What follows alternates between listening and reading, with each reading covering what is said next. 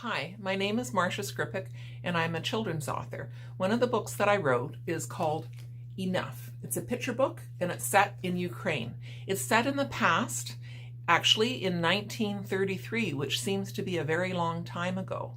Let me tell you a little bit about Ukraine, and especially in 1933. Ukraine, the name itself, Ukraina, Ukraine, some people say means borderland. And for sure, Ukraine bordered two very important areas of the world. On the west was Western Europe, and on to the east was Russia.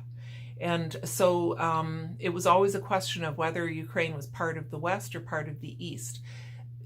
Russia, and for a long time, Russia was the Soviet Union, which was a communist dictatorship. So that means if it's a dictatorship, it means that the leader is not voted in, just takes the leadership of a country as a big bully. So while the Soviet Union existed, the Soviet Union felt that Ukraine should not exist as its own country and wanted to take Ukraine over. And 1933 was a particularly bad year for Ukraine because Ukrainians believed that they existed as people. They also were religious. They had many different religions. Some were Jewish, some were Catholic, some were Christian Orthodox, some were Muslim, but they liked their religions. But the Soviet Union felt that people shouldn't have religions, that they should be atheist. Ukrainians also like to own their own property, and the Soviet Union felt that people should not own their own property. So there was a problem between the two thoughts of how people should exist. And so what the Soviet Union did, because they were really annoyed with people who lived in Soviet Ukraine, was they decided to take their food away.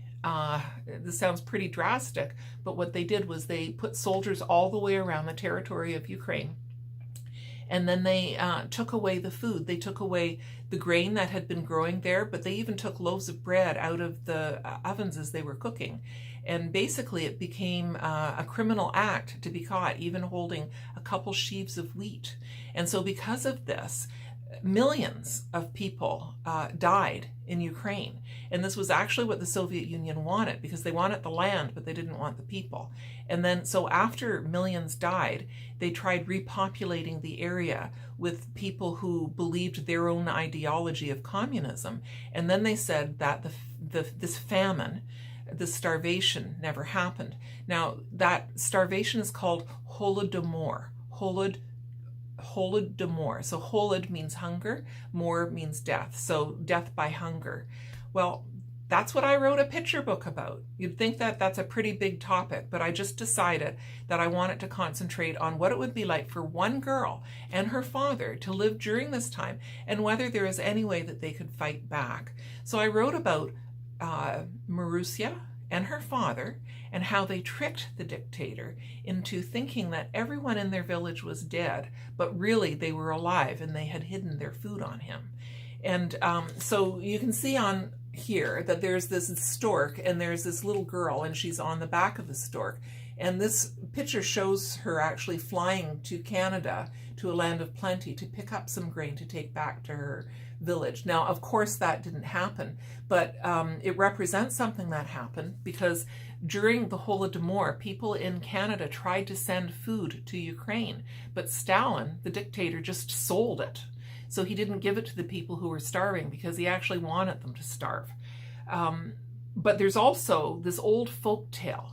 It's an old Ukrainian folk tale about a village person who gets onto the back of a stork and flies to a place of plenty and actually brings back gold coins. But in my story, I make it grain. But basically what my story is about is how they do trick the dictator. So the villagers manage to hide their grain in graves. There they are. They're burying the grain. And they run out of sacks, so they have to use the men's pants and shirts and the women's head coverings and everything. And so then when the dictator comes to inspect, the dictator is shocked because he sees little bits of clothing coming out from the ground. And so what he says to them, and like everybody's hidden in the village, and so it's just Marusia standing there, and she's so afraid that he's going to realize that hidden their grain in the graves, but all he sees is a bit of cloth. And because he's very arrogant and prejudiced too against Ukrainians, and he looks at that cloth and he says, "Are you people so backward that you bury your dead without coffins?" So Marussia was really happy that he misunderstood what was going on, and he just thought that they were a bunch of backward people that could never do anything, or even so backward that they don't use coffins. But she played along, because sometimes when you're with a bully, that's the best thing. So she bowed to him and she said, "Yes, sir, you're right. That's what we did. We're so stupid that we bury our dead without coffins." And he said, "Right you are." And he just dusted the dirt off of his hands, and he got back onto his dictator horse and he rode away, never realizing that he had been tricked.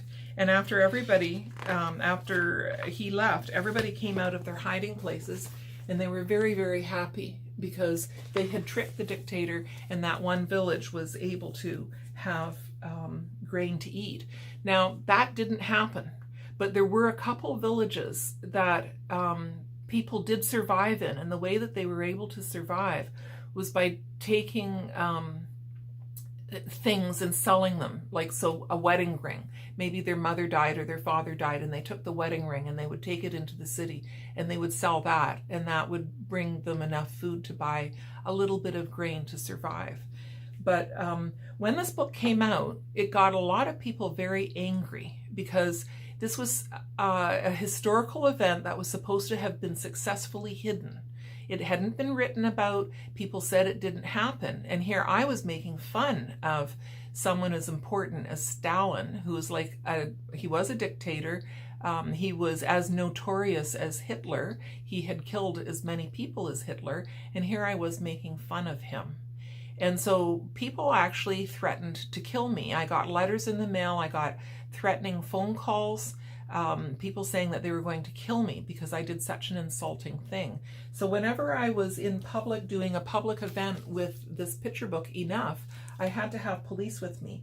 It was scary. Also at that time, Ukraine itself was not a free country. But a few years after the book came out, Ukraine went through what was called the Orange Revolution. So people marched out onto the streets and they demanded freedom. They demanded not to have a dictatorship anymore. And it worked, and they were able to elect their first freely elected president, and his name was Viktor Yushchenko. And Putin, who is the current dictator bully of Russia, was the dictator bully of Russia at that time too, and actually tried to poison Viktor Yushchenko, but Yushchenko survived, even though he was horribly scarred for life and in a lot of pain. And Viktor Yushchenko, President Yushchenko, once he was elected, he talked about the Holodomor in public and recognized it, even though this made people in Russia very angry. And he heard about my book, which was also published in Ukrainian and used in Ukraine to educate people there about the Holodomor. And so he came to Canada in 2008. I'm Canadian. And I got an invitation to meet him in person, which was really kind of cool. And so I did meet him in person. Here's a picture of that. There's Viktor Yushchenko, and that's me in 2008. And he's pinning this award onto my lapel. And what that award is this. It's really pretty, isn't it? It's a very girly award. It's called the Order of Princess Olha. And Princess Olha in medieval times was a warrior princess who defended freedom for Ukraine. And so I got this award, and it's sort of like he made me a princess. He didn't really, but I like to think that I'm a princess now. And so if you ever see me and you don't know how to pronounce Marsha Skrypuch, because I know that that's a hard name to pronounce, but you just see me walking in the street or whatever and you want to get my attention, all you have to do is say, "Hello, Princess Marsha over here. I'd love to say hello to you." So if you're more interested in reading the book, I would suggest that you see if you can get it from the library or your bookstore. And I hope that you enjoy hearing about all the different countries of the alphabet and thanks so much.